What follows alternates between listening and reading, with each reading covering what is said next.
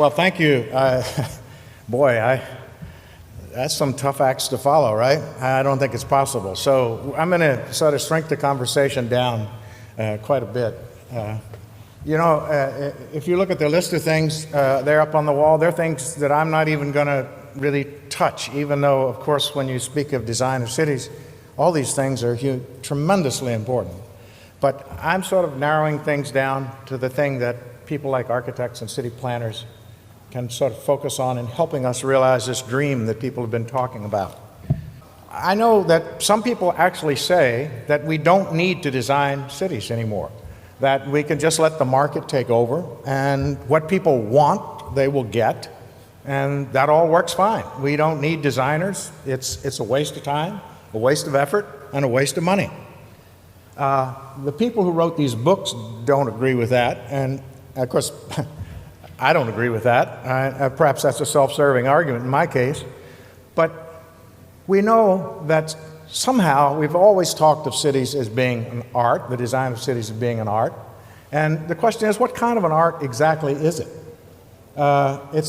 It's not quite the same as painting or sculpture. Painting and sculpture, they're sort of a momentary impulse, they're frozen in time. The artist has a vision, and hopefully the vision encompasses more than just one point in time. But on the other hand, it's on a piece of canvas. And even the beautiful Trevi Fountain, which is certainly a wonderful thing, was carved at one time, represents one time, and exists in one time and one place. And cities aren't really like that, are they?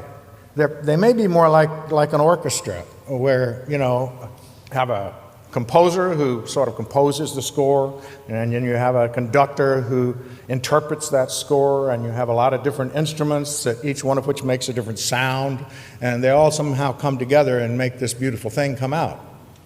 But of course, I'm an American, right? And maybe it's more like jazz. I'm a Southern American. It might be a little bit more like jazz. But though all those instruments, even in jazz, have a conversation with each other,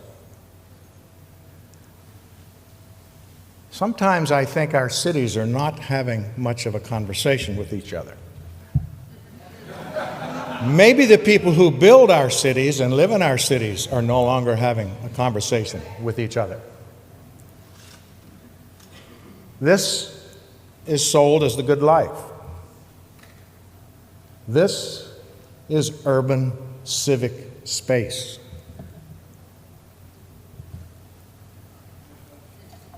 Perhaps this is what we do when we live in cities like that. And I don't think the hero architects are going to get us out of that by designing what they think are beautiful things. Maybe we just go back to the good old days, because we know that the good old cities are good old cities. Let's talk about another pope, really different than Pope Francis, Sixtus V. He got to be pope almost by accident. The cardinals couldn't agree. Can you imagine such a thing? They couldn't agree, and no white smoke came. And so they thought, well, we've got this old guy that he's really old, and we'll sort of send him off into the countryside. We sent him off in the countryside because he caused a little bit of trouble, but he's so old he won't live long. Let's put him in there until we can figure this out. And he didn't live. He didn't hang around long. He was only the pope from, I think it was somewhere 5 years, in about 1580 to 85, I believe it was. And I call him Mr. Clean, because he came into a Rome that was a disaster. I mean, of course, this isn't a disaster, but it's the nearest thing I could find to a Roman disaster. And Rome had been destroyed by the barbarians, and crime and disease were rampant. And he said, I'm going to take care of crime. And he put on all these marvelous bridges we see around here, there were heads of people who committed crimes. It at least cut down on the criminal population. I'm not sure about crime, maybe some. He also really loved obelisks. In fact, there's one not a block away from here that he stuck in the ground. And he walked around with his architect, a guy named Fontana, and they walked, he was a great walker, they walked all over Rome through what was then the slums of medieval Rome, and also out into the countryside where there was absolutely nothing, sort of sticking these stakes in the ground and saying, we're going to make a line from here to there. And that was how that part of Rome that we think of as historical Rome got laid out, and it's still there, every bit of it. This is the famous Noli plan of 1745. And of course, there's some modifications and changes that you can see, but there's the Piazza di Popolo, and of course, the avenues reaching out from it, the famous Piazza de España, the Spanish plaza, and then the Spanish Steps were a marvelous thing. They liked those straight lines, but a couple of those intersected at a place where there was a slight grade change. Architects do this once in a while, and so the Spanish Steps fixed that to make us go, what a nice way to fix something that didn't quite work out on paper. We know that these ideas we're talking about at this level are what I call big dumb ideas. I stole the dumb word from Joe Esherick, my favorite architect. But he used to say, I think about dumb things like where the sun comes up, you know, and stuff like that, where the wind comes from. And these are the big dumb ideas, the sort of the overall organizing ideas that we come up with in laying out our cities. And when we laid out colonies, that's always you go to a place where there isn't a city and then you start one. And the Greeks did that, and they laid out colonies like Priene. And you notice they have a grid, which any American would recognize as being a perfectly reasonable way of laying out a city. But in that grid, we have a lot of public buildings and public spaces. And then the Romans, of course, later on, in their military camps, the castrum, and their colonies also did pretty much the same thing. And there are many of them all over the world where cities who started this way may not have ended up this way. They had marvelous public spaces, and the Cardo and the Decumanus organizing those in general and created. We thought, what a great idea when we got to America. You see, we said, this is a marvelous idea because you can sell real estate really easily when you grid it out like that. A surveyor can survey it. We can sell this stuff off. And Oglethorpe, who is well known for planning Savannah in that fashion, says we need some public spaces too. But take a look at the things that are kind of green there. That is the public spaces of Savannah, the squares that he left, and compare that with what we just saw in the Greeks and Romans. We still weren't quite willing to get off that much land that we couldn't sell. Of course, many other cultures have used the grid or that sort of an organization to create their cities, the great big dumb idea. But other places have different dumb ideas. Venice has a marvelously dumb idea. I urge you to read Lewis Mumford about Venice. A wonderful dumb idea where you get these neighborhoods that are both separated but also connected by the canals which were there, which have been reinforced. And each one of those neighborhoods is self-contained, has its own public spaces, its own public buildings. They're all linked to the famous one that you all probably go to, the Piazza di San Marco, which is the main square there with the Piazzetta and the Campanile and the cathedral. But so Venice was more or less designed by its natural environment. We also know that the ancient city of Athens, not the modern day city of Athens by any stretch, but the ancient city of Athens, we're not exactly sure how all that got designed, but we imagine, of course, with the Acropolis up on that hill, easily defended, it made some sense that topography might have had something to do with that, the natural environment, as opposed to this sort of more orderly systems that we've looked at. All of these things are ways of thinking about what is this place like and how do I make a city that works in this place.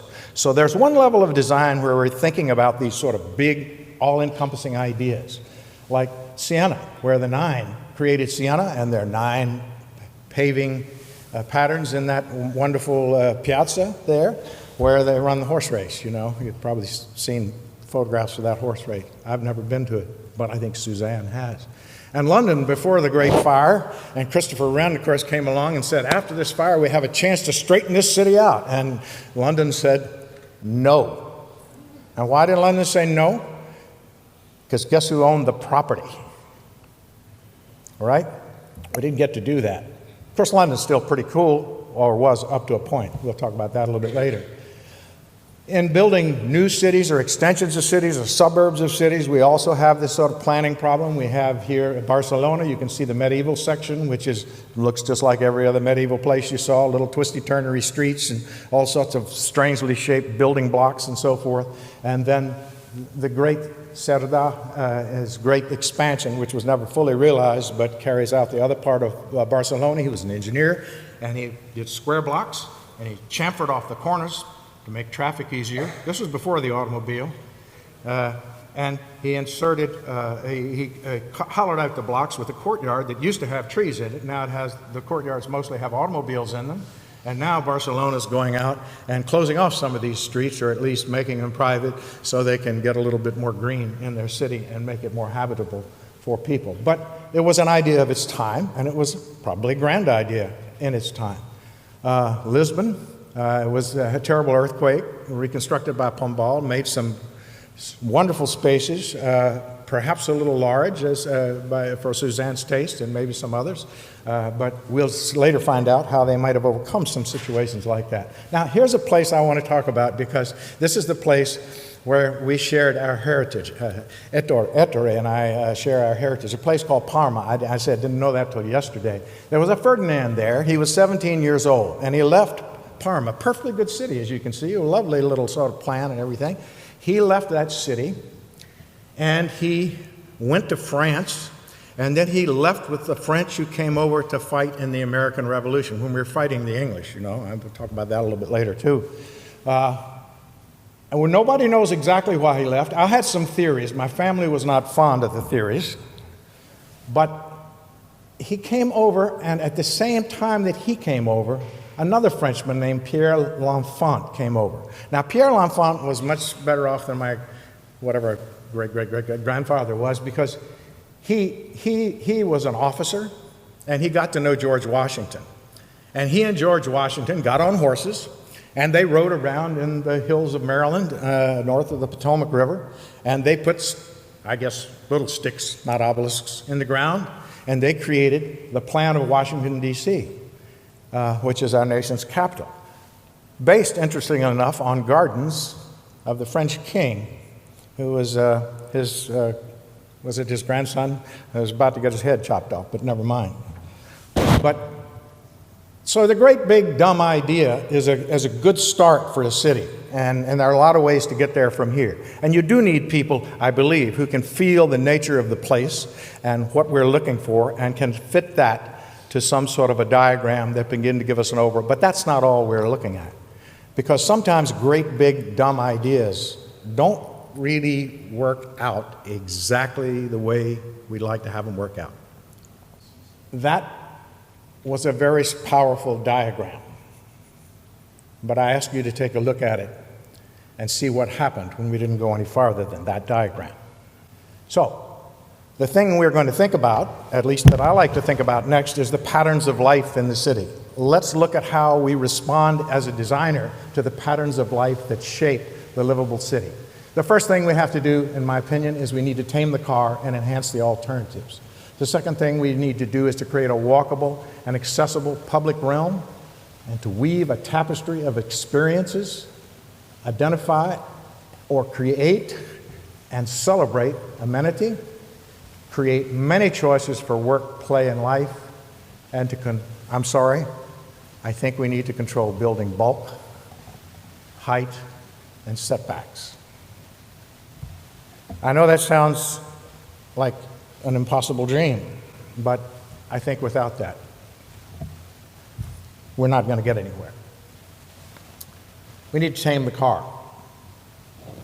I would say if we don't tame the car, this is what's going to happen, but I don't need to say that, because this has already happened.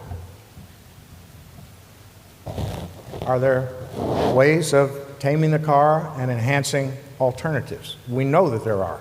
They operate throughout all the world. These are examples of shared streets, and of course in Europe it's quite common to park people underground. In the United States we like to do it on the surface. There's a simple reason for that. It's cheaper. This was a very interesting example in the most unlikely place that I just stumbled across a couple of weeks ago. Coeur d'Alene, Idaho, the home of guns and fast cars, right? They have a beautiful lake there. And there's a sort of a very weird-looking hotel by that lake.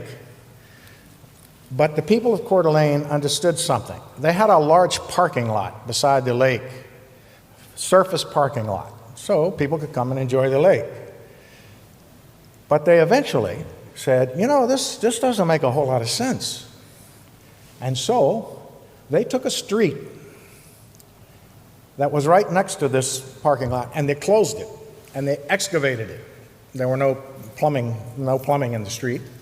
They excavated it and built a parking garage under the city street, which almost, not quite, but almost eliminated the surface parking for that and turned the rest of it into a green park. I couldn't believe my eyes. I'd been going there for years and thinking what a travesty this is to have this terrible lot there. And they've done this. Somehow they figured out it worked. The next thing we want to talk about, of course, is a walkable and accessible public realm for everyone. These photographs were both taken in American cities. We're a fairly well-off country. And to have places like this and expect people to walk around in places like this is inexcusable, in my opinion. We know places that aren't anywhere near as well off as we are have managed to keep or rebuild marvelous places, marvelously accessible public realms. They're not all old. Some of them are in newer districts of town. This one on the right-hand side is in Helsinki.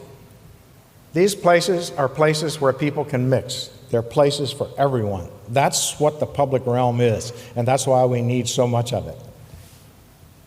We need to weave a tapestry of experiences for everyone. Somehow we need to get beyond this. Yeah, it's an experience, all right, but I don't know if that's the one we want to have. And look at how these places have managed to understand how one can weave a tapestry of great experiences throughout the network of the city. And they're not all necessarily enclosed experiences. Sometimes they open up as you wander around a corner. You open up to a beautiful view of the countryside around. Different experiences of purchasing your food, either to eat or to take home and cook. And the evening meal being set up in these public spaces, waiting for us to come home or to go on our way home and stop and have a meal. We need to identify or create amenity and celebrate it. Believe it or not, this place exists in Boston, Massachusetts. Now, what I wouldn't give to allow somebody to allow me to develop that piece of waterfront. Or this old boarded up building. What a treasure that thing is, and it sits there rotting away. We don't all have castles by the sea or St. Paul's Cathedral or any of those things. Sometimes we don't have stuff like that. But here's a little small village, Puebla in Mexico, which has a fairly decent Catholic church, maybe a cathedral, I'm not sure, but certainly a church. And in front of it they have a Zocalo, and in the Zocalo they have life. Life occurs and it exists. And in Stockholm, the city hall in Stockholm is a marvel. There's a beautiful courtyard in there and steps all around that people sit on and eat lunch going down to the street. I don't know about you, but my city hall is nothing like that. Does anybody know what the slide on the left-hand side is? It's a train station. And all those people have come on Sunday evening to the train station, not to catch the train, but to sit in that room and get an ice cream cone or a drink and enjoy that garden. That's the Atocha train station in Madrid. The tiny little town of Trani in southern Italy. The town is quite modest, but the key, the working waterfront, is not modest. It has been built with loving care, and it has become an important part of the city life.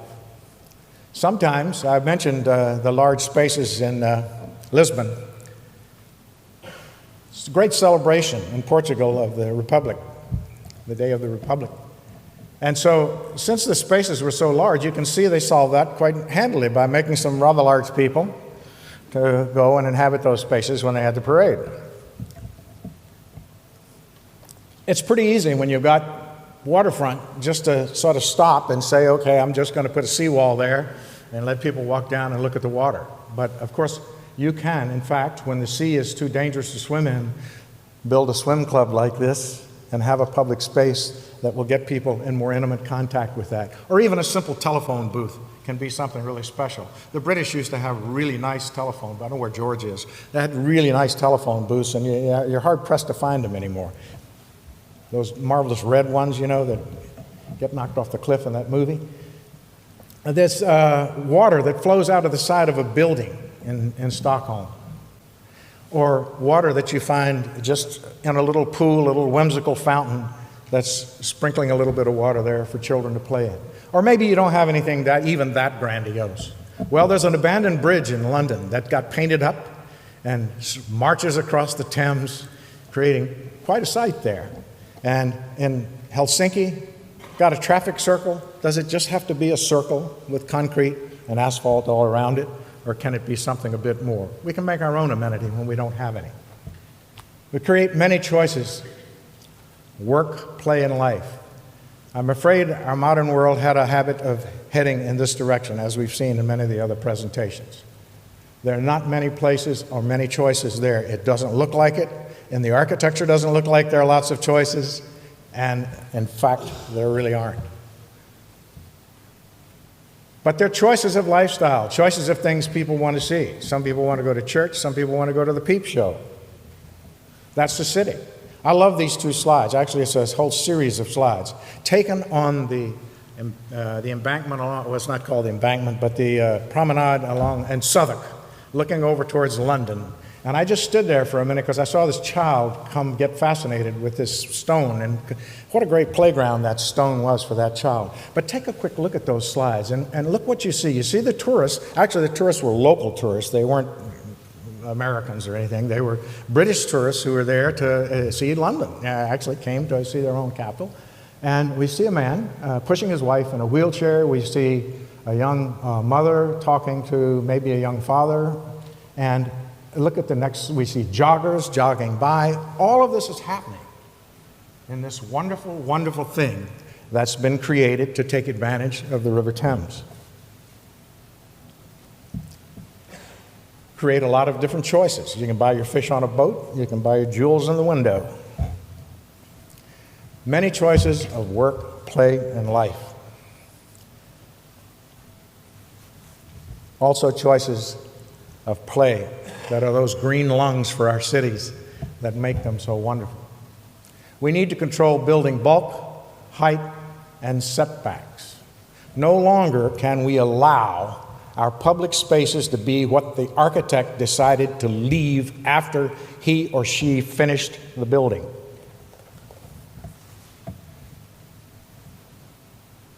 Here are examples of shaping public space with buildings. Streets are public space. We control building bulk, height, and setbacks to let in light and air and green.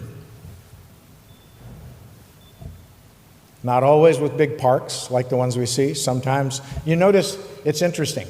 On the slide on the left in London, the trees are struggling to get that light because we know what the climate is like there, and the buildings are standing there to receive that light, and there's just enough room to allow that to come in and to warm it. And the other street in a further south, down in Spain, their buildings are tight together to keep it shaded so that not too much light comes in.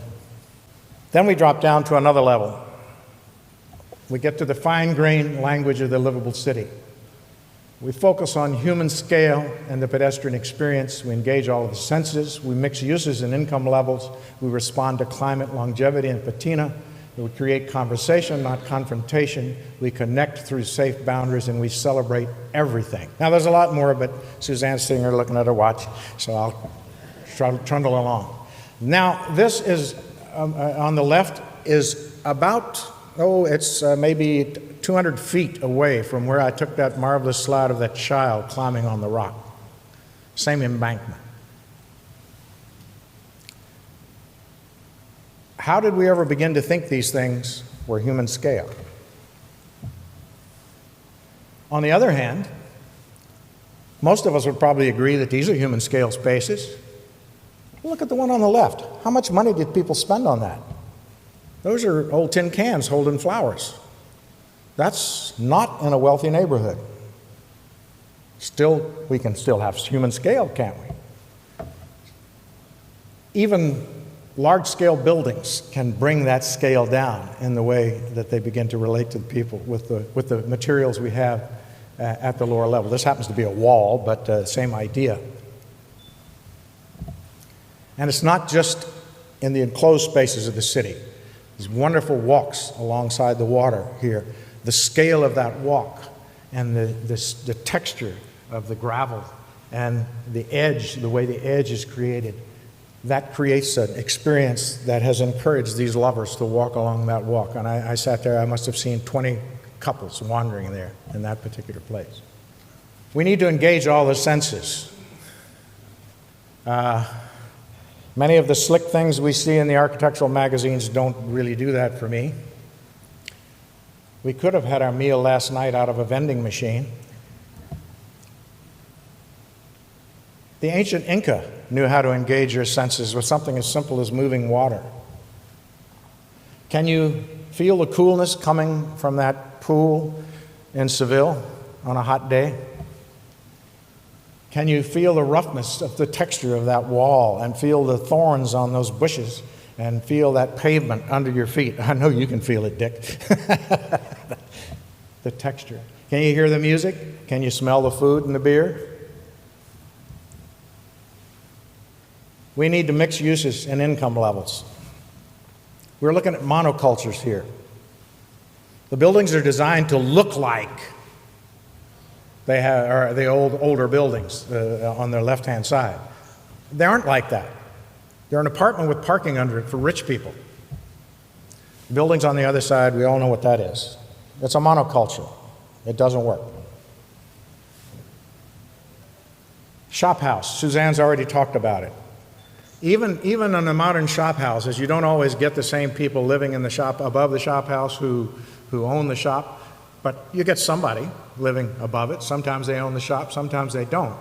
But then they're living above it, and people are working in the shop, and people are coming in the shop and buying things. There's no way that you can't mix people in a situation like that. There's absolutely no way that that can't happen.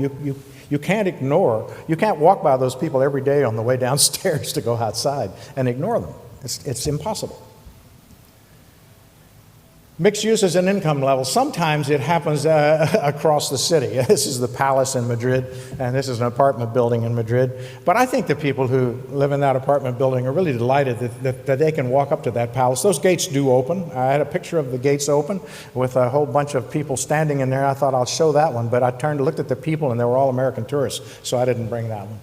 But the best place to mix people, again, is in the public space. That's the best place to mix them. This marvelous Zocalo in Merida is really incredible. It does one of the best jobs of mixing people that I have ever seen anywhere, because all the residents of Merida are in there. The people who are selling things are from one level. They have a music in there in the evenings, and tourists, of course, just flock to the place. So you've got this whole mixture of people of all sorts of levels in this one space. It has remained the center of that city throughout all. We get to climate, longevity, and patina. You know, I mean, it seems obvious, especially when we walk around a place like Rome. Some of these buildings have been here a long time, and they're still there. And yet you look at some of the things we built. These are brand new buildings. One of them may have something to do with climate in that it protects you a little bit with an overhang, but look at that. Oh, yeah. Here, we take a look at Seville. Again, the streets with the canvas stretched over them to keep out the noonday sun. And we look in Finland, we see where we have retractable awnings so they can open up and let the sun in when they want to let the sun in, and then can protect you from the rain when it rains. We see old wharfs alongside the Thames being converted into very expensive condominiums because people like the feel of the building, because they're solid buildings. And we see simple ways of protecting us from the rain. We see in dry arid climates, the Moors quite some time ago figured out how to water trees without a lot of extra effort and a lot of extra water, and just by using their paving pattern.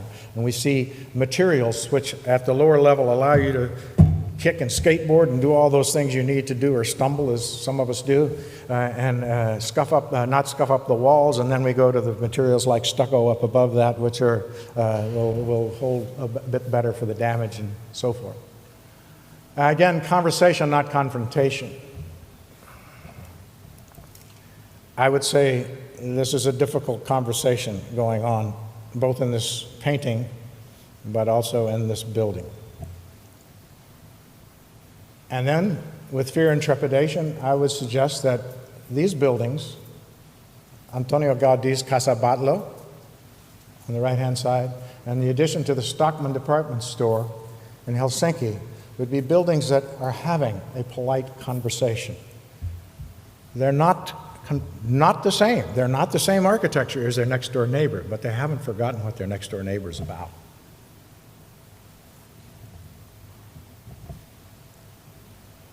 Here, cities that have conversation with the landform that they're on. They relate and respond to the landform. They don't confront it. They don't try to bulldoze it. Landscape that is integrated with the architecture. This is my favorite, well, one on the left's one of my favorite. Obviously, the guy on the right with the right-hand building didn't have the dough his neighbor did and didn't have the architect his neighbor did, but he still knew how to have a conversation, didn't he? Connect through safe boundaries. We have learned how not to connect with modern architecture. We have learned how to make an edge that is absolutely impenetrable. Whereas if we look at most of architecture throughout all of history, there have been ways to make those sorts of connections. Either connections by penetrating into the courtyard inside or by having a balcony or something else that will allow us to be separate, which we need to be in the city. We need privacy in the city. We need security in the city, but also to make those important connections. And then celebrate everything. You can get in the place on the left-hand side. You can walk in the door. It works. But as Crocodile Dundee would say, that's an entrance, right? And it doesn't have to necessarily be old. You can also celebrate an entrance in a lot of ways. You can celebrate connections of buildings, how we connect buildings together to make space. And sometimes the building itself is a great celebration. And sometimes we just celebrate things on the street because it's Valentine's Day and everybody needs to get in the act. Or sometimes a small window box or going to the market is quite a celebration in and of itself. You can celebrate with a monument to your dead consort, or you can celebrate with a show window that's just thoughtfully created. So we have to decide what's wrong with these pictures. Look what's happening to this landscape. This is beautiful green landscape in Virginia. To build that stuff, parking lot, red brick buildings. Okay, the bricks are local, but so what? Who cares? What kind of conversations does the base of this building have with the rest of the city? But that beautiful town of Barcelona we talked about, is this in scale? Is this in a proper scale for public space, this parasol that's sitting out in the middle of this plaza? Is this the future we want to have for our cities? Is this the way we want to treat our neighbors? Can we think of our buildings as neighbors as well as the people in them? We know that the impulse to build these towers has been around for a long time. There's one right here, not too far from here. But look, that's what's inside. Those towers do not dominate. They don't destroy that space. They keep making it. I want to tell a little quick story, and I know I'm going to run a little behind. But once upon a time, there was this developer.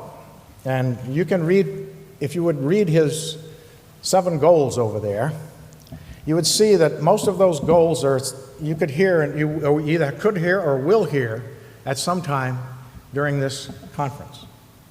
And these are the people he hired to help him. He needed a team. He knew it couldn't be just an architect. And this is the place he built, which is not by any means perfect. It's Reston Lake Ann Village. It's not perfect, but it was certainly a pretty good try for the 1960s, 50 years ago. Now, what didn't work for him is it didn't become an economic success in the middle because he built all of his amenities up front, and he died pretty much after having spent all his own money towards doing that. But this exists, and what's really interesting about this is you go and look at this, and then you walk at the rest of the development, which was built much later, and you say, boy, that one works, the rest of this stuff doesn't, and it's all about some of these issues we've just been talking about. We see all sorts of people mixing in this place. This is early morning. A couple of old guys having coffee, and a bunch of kids waiting for the...